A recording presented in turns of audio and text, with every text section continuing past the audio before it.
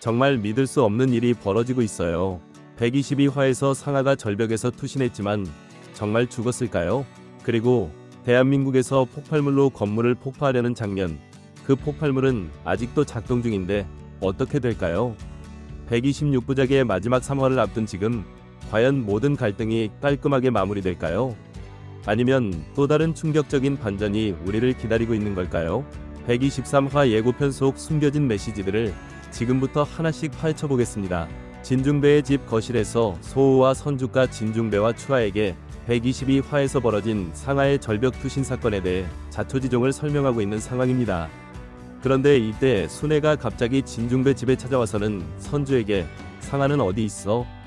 상하 말고 네가 죽었어야 했어 라고 원망 섞인 말을 내뱉습니다.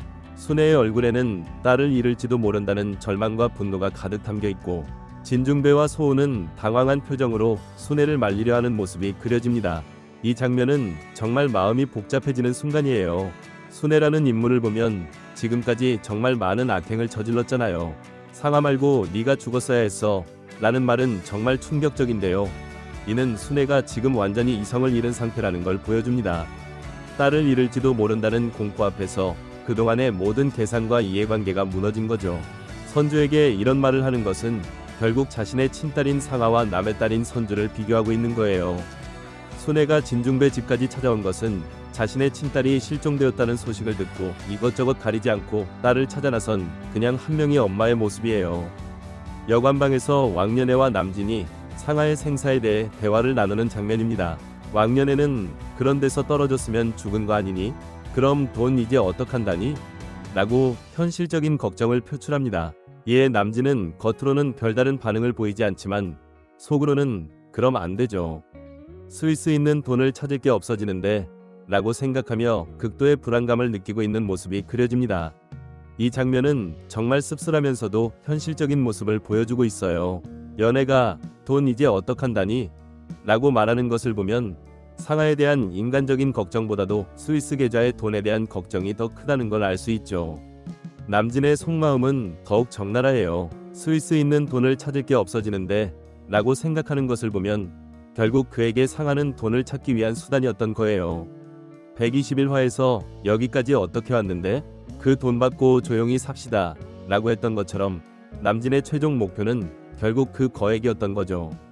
하지만 여기서 중요한 건 남진이 상하 없이는 그 돈에 접근할 수 없다는 사실을 잘 알고 있다는 거예요. 이는 123화에서 남진이 상하를 찾기 위해 적극적으로 나설 가능성을 시사해요. 남진이 차를 타고 어디론가 가려는 순간 진주가 나타나서 그를 추궁하는 장면입니다. 진주는 전남진, 당신 상하랑 뒷거래 같은 거 한 거 없어? 그런 약속 없었냐고? 라고 직설적으로 물어봅니다. 이 질문에 남진은 당황하는 기색을 보이며 진주의 예리한 눈빛을 피하려 하는 모습이 그려집니다. 이 장면이 정말 중요한 것 같아요. 진주가 이렇게 직접적으로 남진을 추궁한다는 것은 122화에서 선주가 진행한 도청 작업을 통해서 뭔가 중요한 정보를 얻었다는 걸 의미해요. 남진이 어디론가 가려는 모습을 보인다는 것도 의미심장해요. 상하가 실종된 상황에서 남진이 급하게 어디를 가려고 한다면 아마도 상하가 실종된 상태여서 직접 상하를 찾기 위해서 찾아 나선 것이고 브로커도 만나려 했을 것 같습니다. 122화에서 상하가 목포의 브로커를 만났다는 내용이 있었는데 남진도 그 브로커를 통해 상하의 행방을 알아내려고 할 가능성이 높아 보여요. 122화에서 브로커는 폭발물을 원격으로 실행을 했기 때문에 아마도 경찰에 바로 체포되지는 않았을 것으로 계속 상하와 연결이 될 것 같습니다. 그런데 여기서 가장 중요한 질문이 하나 있어요.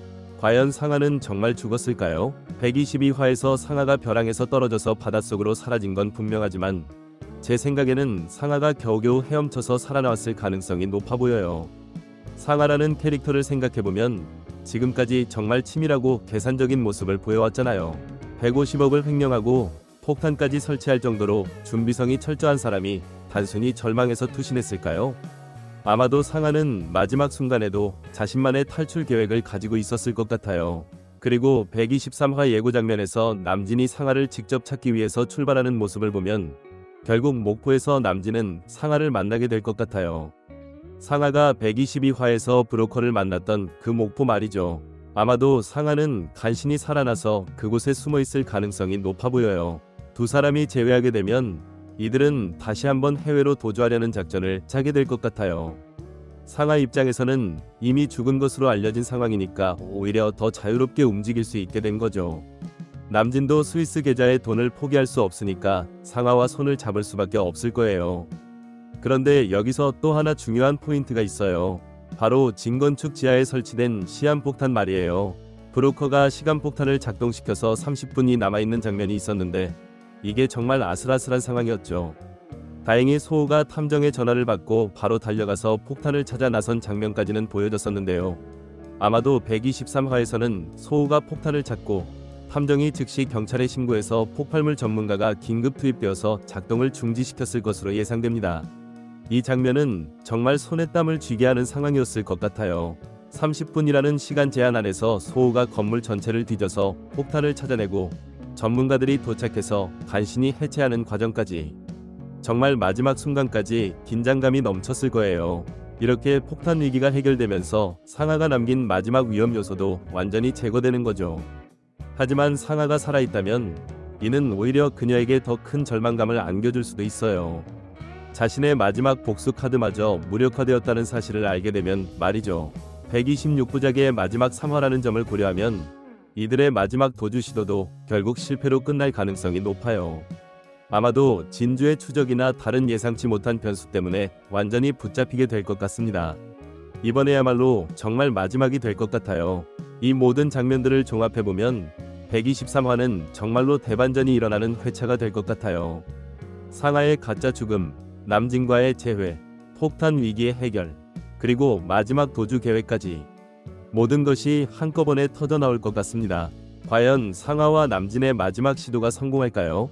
아니면 이번에야말로 완전히 끝장날까요?